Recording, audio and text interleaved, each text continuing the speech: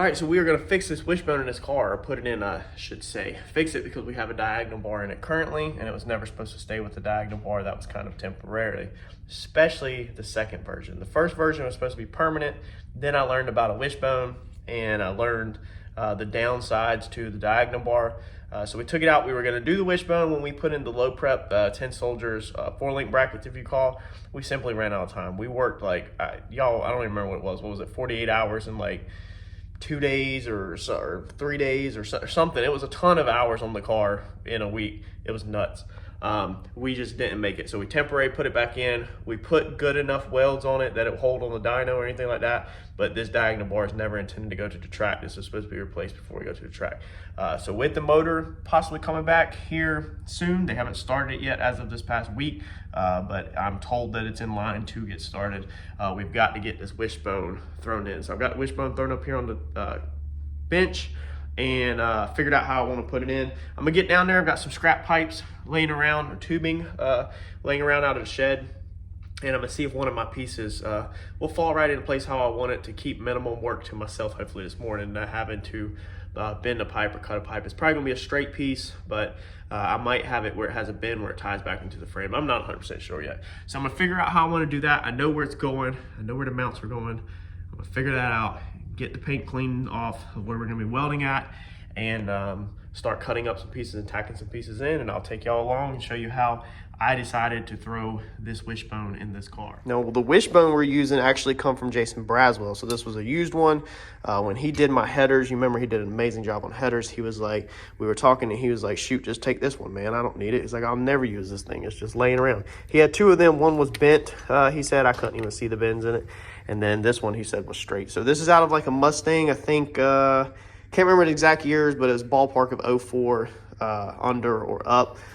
These are pretty familiar. If you type in Mustang Wishbone on Google, which is what I did last night, you'll literally get a ton of results just like this. So it has a little bit of curve down to the bottom, so it's not perfectly flat. I think it's for a drive shaft clearance and stuff like that. I think we're gonna run our backwards. We're gonna mount this off the rear end and this up near our 4-link brackets. I am gonna make some modifications to this, I think, and go from there. So let's get these figured out how they're gonna go. The problem is that no matter, you can see right here, no matter if I turn it around, not whatever, my spread, or the spread on the wishbone, is just a little too big for that end of the car.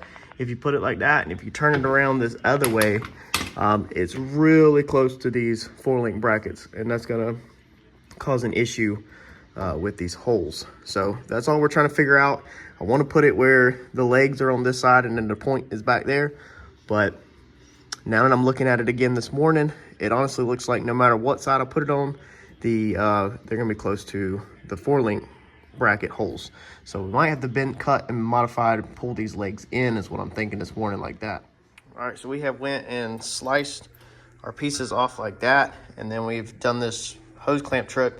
Now this was originally off of Hustle and Horsepower channel. I remember seeing it, but I forgot about it, and then Jason's channel actually refreshed my memory. So you can use a hose clamp, so you can just take your Sharpie and mark around it so that you get a perfectly straight cut if you're not using a chop saw, you know, or if you're working in somewhere that you can't get a chop saw. That'll get you a perfectly straight cut. So all we're gonna do now is chop that off, and then the plans is to basically take this, and we should be able to almost put it like that. We'll have to check our angle and everything, but we should be able to cut that one straight and then put this one semi like this. Probably gonna have to cut a little out the backside or whatever, and shorten that up. So all we're trying to do is just change it from the spread being like this to we're just trying to change the end joints like this, how you see some other wishbones. And we're just trying to do it our best we can with normal hand tools in the garage. This would not fit in my Harbor Freight pipe bender or tube bender. There's not enough leg out on this side, so this is what we're gonna do. All right, so now what we have done is we are using our bench, which now I made this out of a engine stand, okay? This also has a transmission holder, and then this also doubles as a bench for space savers. This is one of my earlier videos. I have the video on how to make this, so you could turn your engine stand into a workbench, a transmission holder, and also an engine stand, of course. So this workbench, when I build it, you know, I try to keep it pretty decently square. So I mean, it's decently square, really close. And we have made a center line right here, not a perfectly center line, but we have made another square line in the center. Now what we're gonna do with this, I have figured out my height, is we'll lay our wishbone on top of here, okay? And we'll center this up. And that center tube is pretty much laying flat on top of these double tube. Now this is just what scrap metal worked out for me. You can use scrap wood, scrap metal, whatever you got.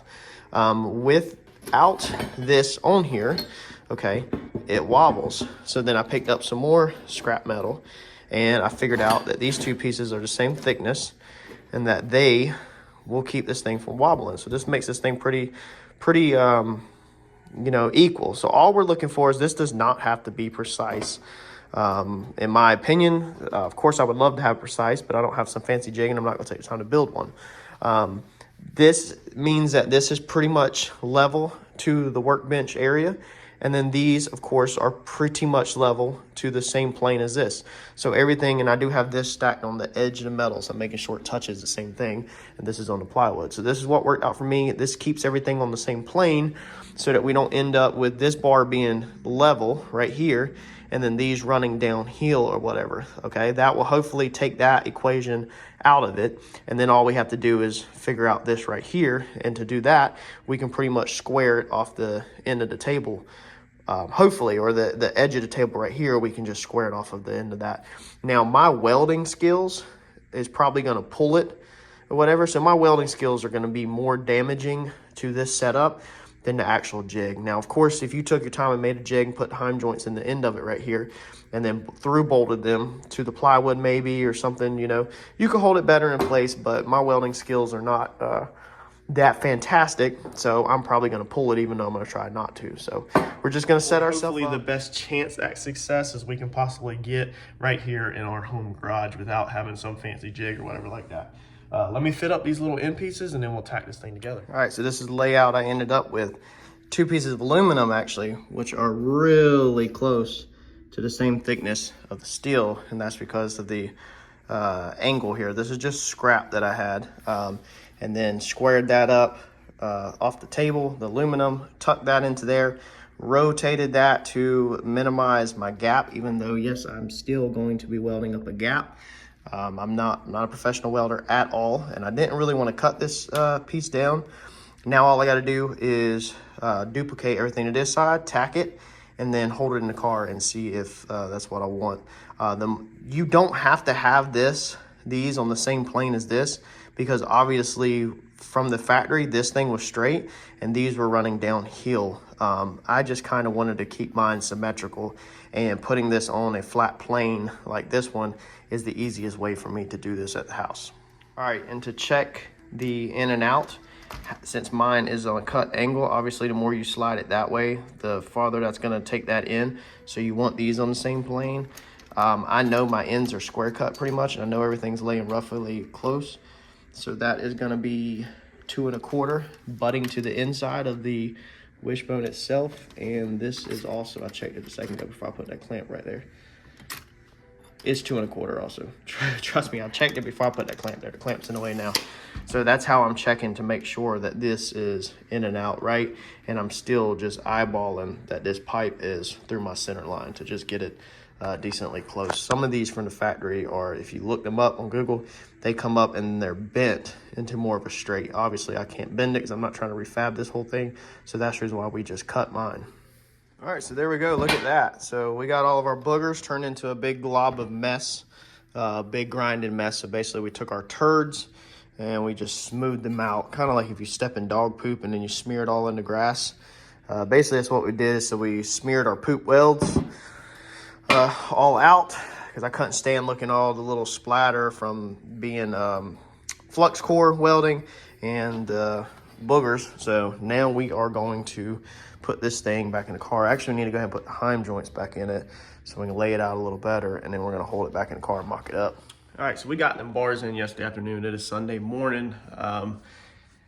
Sat around for a few because nobody wants to get down here on the floor and get dirty rolling around. So try to put it off. So got to get it done though. So I have come in here and I've got all these other tabs here at the house already, but none of them are the right size. Now Let's see here. These motor plates that I had, these will work perfect on the front. So the hole's the right size. They're pretty long. I think I can make something work with them on the rear end housing side. But as far as on the car side, we're gonna have to make something. So I could take these and put some weld around the perimeter of the hole and make the hole smaller and then re-drill it for the correct size. But then you'd have to turn around and cut these little ends off to make it straight, because we're gonna go to a bar straight like this versus like that. So we're not gonna use the coping part of it because of the way we're gonna mount the Heims on the car side horizontal, and I'm still in question if I'm gonna mount them horizontal or vertical on the rear end side. Now, if you mount them vertical like that, you're putting the stress on the actual ball of the Heim, kind of wanting to push the ball through the Heim, versus if you mount the Heim horizontal, which is how they are right here. They're like this versus standing up and down. Horizontal, you're pushing the ball into the end of the Heim, like the shoulder, the end, you know, the piece of the actual Heim joint. So it's stronger to mount them like this, but then with separation of the rear end, you can run into binding. So you might have to have a wider tab that's wider so that the Heim has more play. So you can add the spacers in there to actually get more pivot room out of the Heim, because you don't want your wishbone binding up, obviously. This stuff's not really rocket science. It's not really too hard. You just obviously want everything centered, and you don't want nothing binding up when it's under full separation, when it's, you know, ride height.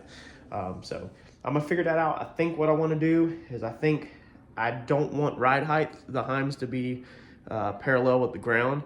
I think I kind of want to be, the actual Heim mounts, I'd have to show you, but I think I kind of want them down near the ground, you know, so the wishbone is kind of running upwards at an angle out of the mount at ride height, because we know we're probably not going to squat it too much because it can't really go no lower.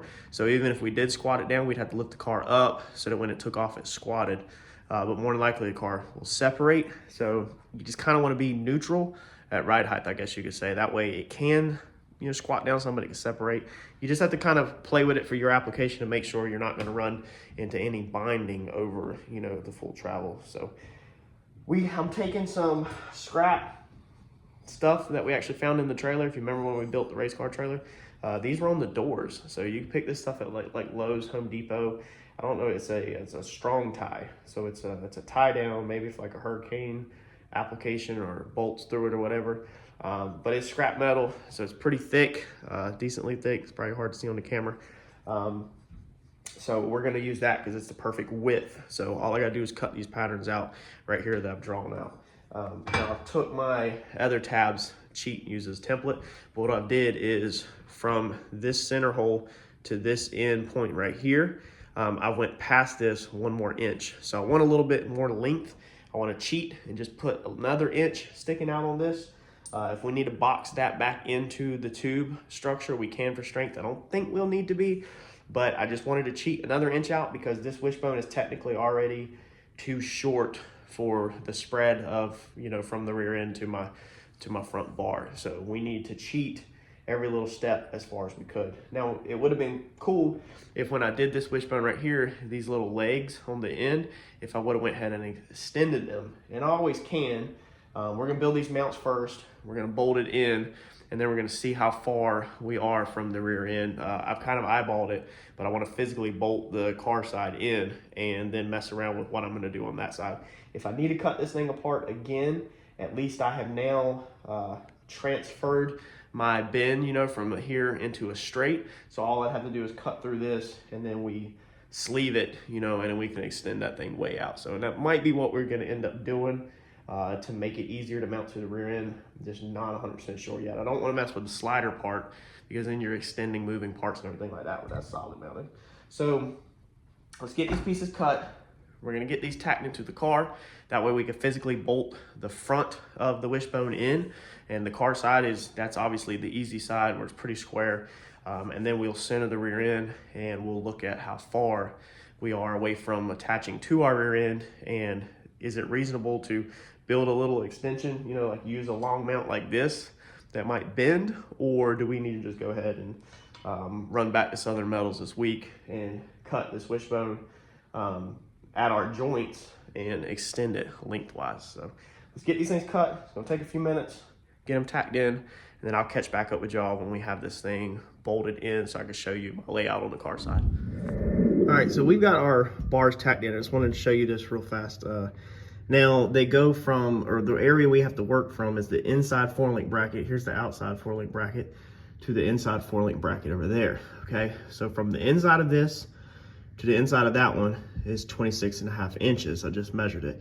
Now we obviously want to get our wishbone centered on here, but as you can see, I'm working down there on the floor just like a lot of y'all at your house. Now, if we were up on a lift, we could stand here and measure this side, and then we can measure that side, and we can measure this side back and forth, and it'd be nice and easy. But there's grinding dust, there's dirt, it's annoying. I don't think I've ever really met anybody that enjoys laying on the floor and rolling around under the car back and forth, you know, vice versa. So what we're gonna do is we're gonna lay this thing out on the bench before we go under the car. So I have took a 2x4 that I have in the garage, and I have measured it. It is 26.5 inches from here to this line. So basically this is my car laid up on the bench.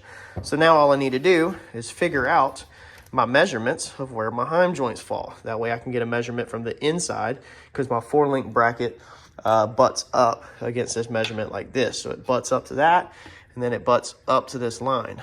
So now I can figure out left to right where my exact center of my bracket, my bolt hole, needs to fall at, so that we can just go underneath the car and measure from the inside of there to the center of there, and we know where it's going to fall. Now what we'll probably do is we will probably mark it under the car, and then I'll probably take my actual tabs that I cut wherever they're at, they're cooling down, and I'll just bolt them to, you know, the 4-link bracket, and then we'll probably sit it on the jack, and then we'll tack it like that. We'll wrap some tape around these threads. That way we have it very, very precise, because this thing needs to be very precise. These bolts that go through there, they don't have any play at all in them. So, but this will allow us to pretty much know exactly, very, very close, within a 1/16 of an inch or less, where we need to sit our bracket. So when we put our thing under there and jack it up, we can go ahead and wiggle it, get it in place. Then all we got to do is come back and actually tack the brackets, pull our bolts back out, and then go from there. Now I'm only going to put one bracket in first. These are the brackets that I made, so I'm only going to weld one bracket in first, probably the bottom ones, possibly, and that way I can just kind of look at everything. I have, you know, where a bolt will go through there, and then I can go ahead and look at my front or whatever, and just make sure I'm on point before I sit here and weld in, you know, a top bracket also. So let's get this laid out. Let's pull our measurements. Let's find our center, and then let's find our center of their, let's find our center of the whole thing, where this pretty much needs to fall and where these are equal distance from the end. Transfer our measurements under the car, and then we'll go tack it in. So I have determined for my situation, it is pretty much 4 1/4 right there.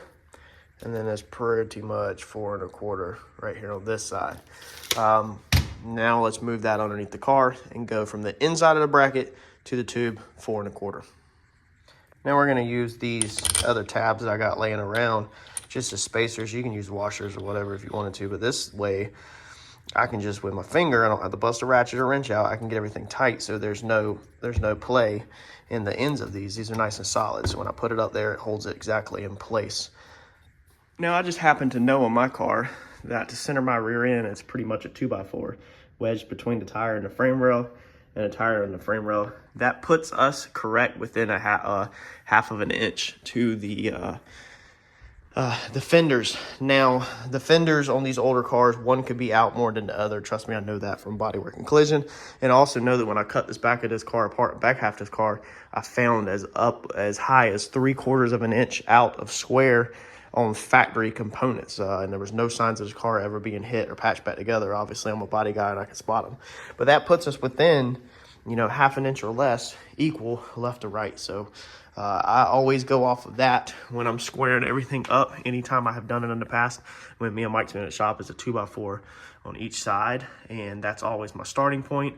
And then of course you actually use your diagonal bar, your wishbone or whatever, to put it where you want. But that's pretty much where I'd want mine, is centered off the frame rails, you know, so that because the frame rails are pretty much square to the best of my ability in this garage whenever I build it off of other components of the car. So Got the wishbone sitting up here on the jack. I clamped it to the jack in the front to hold it up. And then I put a clamp up there as a stopper, and I've just got it sitting up there. So now we're just lining everything up and seeing what we got. Okay, a lot of this stuff is just common sense and pretty basic, but you know, sometimes it just takes somebody else showing you for it to make it make sense. So we centered that in on the 2x4. We tacked this side right here, but this side is not tacked. Now we don't want to tack that side yet because that side might need to go in or out depending on where the center of this needs to fall. Now you can adjust it out with your heim joints, but you kind of want to start neutral in my opinion. So I've already went over and explained the centering of my rear end. So now that I have the rear end where I want it centered, I also know that when we did these 4-link brackets on the rear end, we did do these very precisely with measurements. So I do know that this hogshead basically is centered between these, whatever the center, you know, everything is centered on the rear end. We did do that on a bench, so that was relatively easy.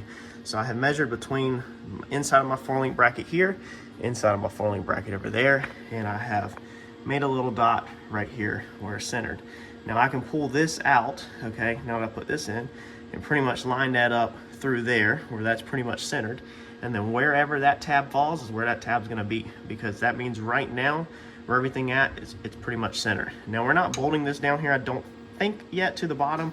Not sure where it's gonna bolt at yet, but we can of course pivot it up and down, which is another reason why we haven't put the top tabs in yet, because I can still break these tack welds off or take a hammer and bend these tabs up if I need this, you know, to be angled up more. So we're gonna go ahead and line this up, get underneath here and line this up perfectly center, tack that side, and then we will probably zip tie this maybe to a bar or something, or maybe just put the jack underneath here, and we might go ahead and lower the car up and down to check our range of motion.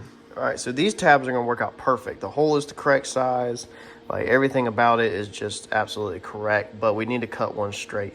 So how do we cut this line straight across here? Because obviously you can't hold a square across there. You can eyeball it, but you know, we try not to eyeball things. So just look across your workbench, find something decent, stand it on its edge, because you know that hopefully the machine that cut it is right. I found this piece right here. Well, if I can keep it on the table, and you simply just use it like that to draw your line. So I laid my Sharpie against it and just drew my line straight across it, because I know all of that is going to be exactly straight, being these are touching the ground, and that is the same distance all the way across. So now I'm going to take this to the workbench, make that cut, and this is going to be our upper one.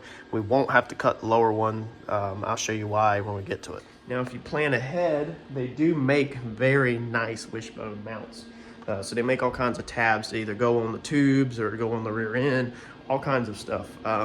It's more money that I don't want to expend. You know, this is a DIY budget channel, so we're not going to go out and order all of them pre-made things. We're going to fabricate either the tabs ourselves, or we're going to take some cheap eBay tabs that we had ordered for a couple bucks, and we're going to cut them down to work. All right, so here is what we got with our wishbone in. Now all of these things built up on this bolt is just spacers, just for mock-up. So I'm going to have one, you know, tab up there. We'll have another one on the bottom. And then back there in the back, you can see it's a pretty aggressive angle back there. This is with the car at almost ride height. So as the car actually separates like this, the wishbone gets straighter and straighter until it's fully separated, and the wishbone is close to perfectly straight. So at ride height, it's more uphill. It kind of runs more uphill. Now my thoughts on this are, obviously, the car is going to be pushing the hardest force against it when it is separated. So like I said, even if we were going to set the car up where it squats, we still have to lift the car and then let it come back down. But I don't really see it doing too much of that. I'm not really 100% sure, so I'm just taking a guessing game. It's not like this can't be cut out and you know, changed. But as the car separates, then your force will be straighter, versus it getting at a worse angle when it's separated, and then the force of the car is pushing on an angle onto the brackets. Now, I think I might hold off. I think this might be a wrap for today. Pretty much this is how mine's done. The welder's acting up, the speed control thing, and then also I think I want to order misalignment spacers. So I'm thinking I want to do my other tabs up top, so that they're, you know, if they're this wide apart, then the heim's only this way. That way I can move them around, and then I can move, you know, the wishbone up some if I wanted to, or down some, or you would just have that misalignment spacer in there where it won't bind up on the tabs, is what I'm kind of thinking at the moment. So I might jump on eBay and order some of them and hold off on burning this in, because the welder is being a huge pain in the butt right now. But I figured I would show y'all kind of how it is, how I did mine, and then obviously you can clearly add your second tab to yours or whatever. So if you don't know what misalignment spacers are, just Google heim joint misalignment spacers, and you'll see that it's made so that when the heim goes up, the heim doesn't actually touch your tab. That way it doesn't bind up, because you don't ever want your heim to touch the tab, because then it's going to put something in the bind more than likely. So that's all that is. So it's very, very simple. But I'll show you one more time. Under pretty simple setup. We have our crossbar going across. We tied back in. Now every single chassis is going to be different. Mine is homemade. And then we have our thing on it. Now these tabs again are just spacers, but I mean that's kind of resembles how your other tab would be up top. And then over here on this one, you can kind of see also, so these would resemble if you had a tab up top, you know, how they would be welded to that. I think I just, right now, these are on like the face of the bar right here, whereas I kind of think I want to put it more towards the top side, so I have plenty of space here. And then back there, same ordeal, you know, I've welded one up here. These are just spacers for my long bolt, and then I think the other one's going to come down here on the bottom right there above the top of my fingernail. It'll get welded to that bottom bar, you know, and then that way we can fit misalignment spacers and all of that also. But that's pretty much how she looks. You know, maybe that'll help somebody out. Of course, I got to get all these burnt in. I'm not really going to be burning in these big welds, because this is actually curved like this. If you can see it right here, this piece is actually curved. So I didn't want to take the time to cope all that. You know, and that's, I think that's good enough, and it's going to work perfectly fine for me.